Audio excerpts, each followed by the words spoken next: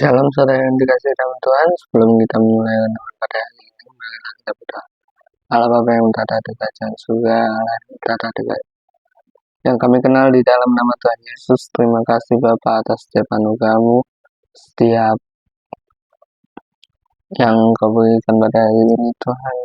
Dari istirahat malam sehingga kami boleh istirahat dengan nyenyak dan kembali pada hari ini dalam keadaannya sehat dan penuh semangat. Bapa, sebentar kami ingin mendengarkan firman-Mu.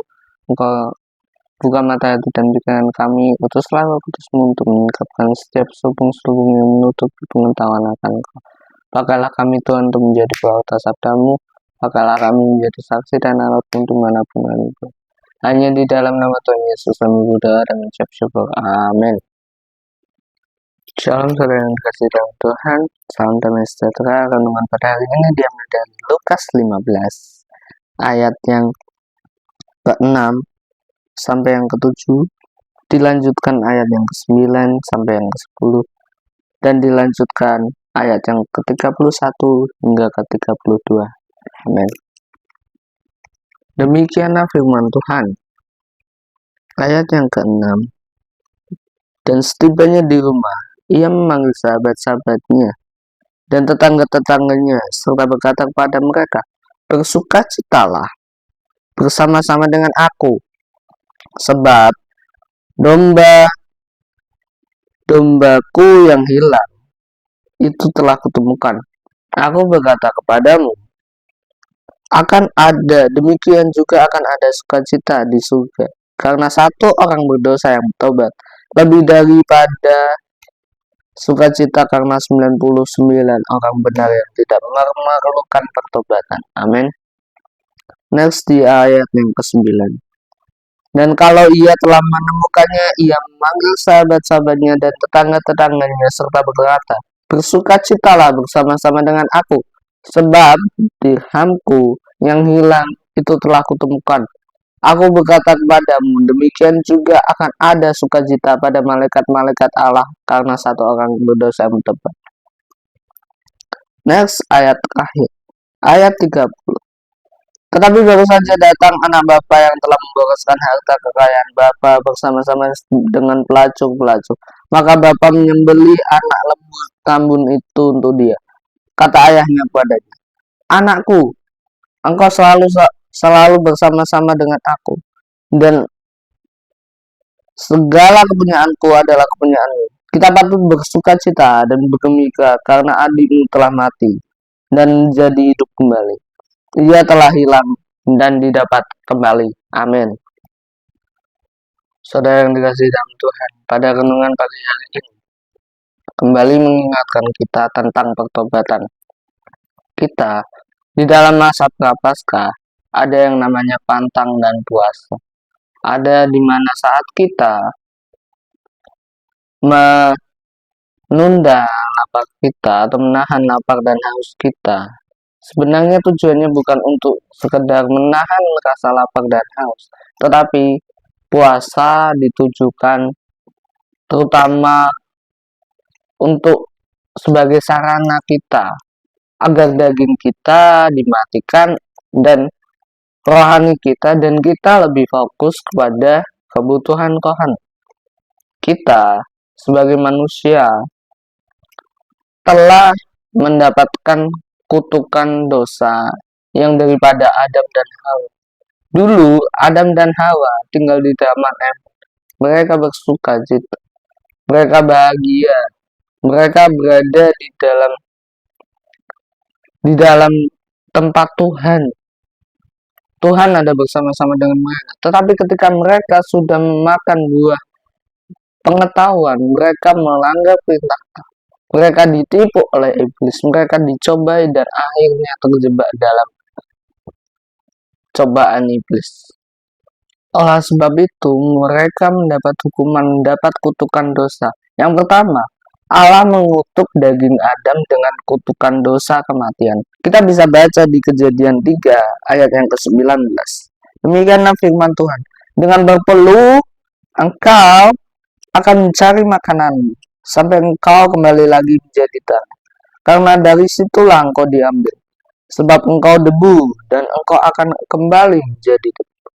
Ini juga seringkali dipakai menjadi ayat pada waktu Rabu-Abu ya, di mana manusia yang awalnya bahagia, tetapi setelah melakukan dosa, mereka dihukum Allah. Adam di ayat 19 ini dihukum menjadi pekerja. Makanya laki-laki itu lebih banyak bekerja keras, lebih banyak bekerja mencari nafkah daripada perempuan. Amin. Next adalah kutukan dosa bagi Hawa. Hawa dibuang oleh Tuhan ke dunia. Kita bisa baca di Kejadian 3 ayat 23 sampai ke 24. Lalu Tuhan Allah mengusir dia dari Taman Eden supaya ia mengusahakan tanah dari mana ia diambil. Ia menghalau manusia itu, dan di sebelah timur Taman Eden ditempatkannya lah beberapa kerub dengan pedang yang bernyala dan menyambar-nyambar untuk menjaga jalan ke pohon kehidupan. Tuhan juga mengutuk dan memberi hukuman kepada keturunan Adam di dunia kena untuk dosa kematian.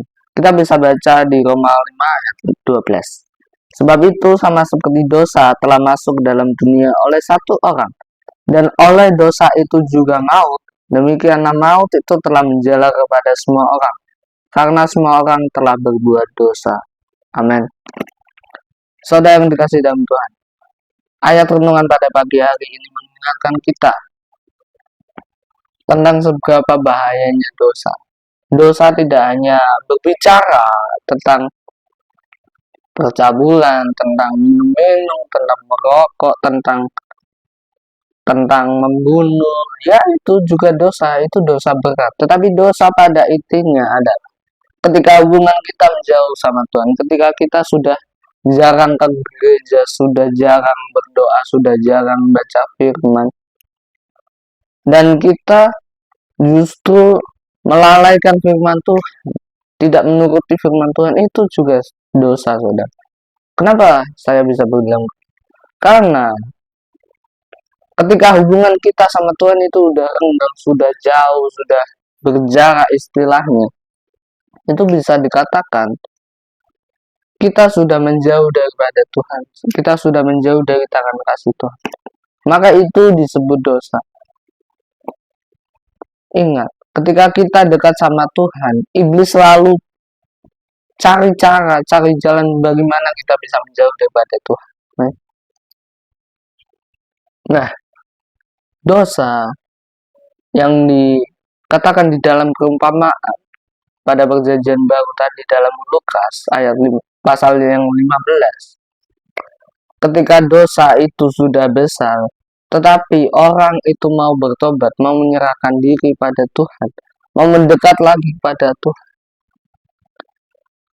itu sukacita surga lebih besar daripada orang-orang yang biasa. Artinya apa? Tuhan mencari orang berdosa, bukan mencari orang benar yang merasa dirinya tidak berdosa. Dokter itu mencari pasien, bukan mencari orang yang merasa dirinya sembuh atau yang memang benar-benar sembuh. Sama saja tuh. Tuhan mencari domba-domba yang hilang. Dan ketika domba itu, ketika manusia-manusia itu bertobat, sukacita surga lebih besar, lebih banyak yang bersukacita daripada orang benar, daripada keberadaan orang yang merasa benar. Karena apa? Pada intinya, kita tidak ada apa-apanya di mata Tuhan. Kita semua berdosa. Kita semua kena kutukan dosa dari Adam dan Hawa.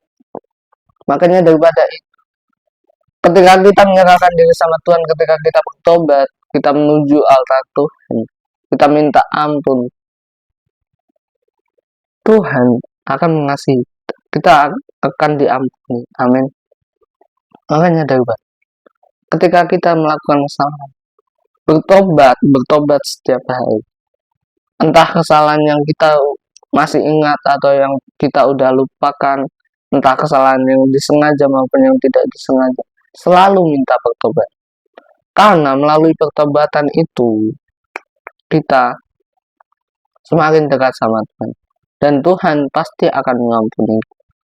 Amin. Marilah kita berdoa. Dalam nama Yesus, terima kasih Bapa, Allah Bapa yang Maha Kuasa yang kami kenal di dalam nama Tuhan Yesus, Allah yang Maha Kuasa, yang tata di kerajaan surga. Terima kasih Bapa atas renungan pada hari ini. Kembali mengingatkan kami Tuhan akan pertobatan Tuhan. Kembali mengingatkan kami bahwa kami tidak ada apa-apanya di hadapan Tuhan, tetapi Tuhan rela mengampuni dosa kami, rela mencari domba-domba yang hilang dan tersesat Tuhan. Ampuni salah dan dosa kami Tuhan. Pakailah kami menjadi pewarta sabdamu, pakailah kami menjadi pelaksana firman-Mu, pakailah kami menjadi saksi dan alat-Mu dimanapun kami berada. Hanya di dalam nama Tuhan Yesus kami berdoa dan mengucap syukur. Haleluya. Amin.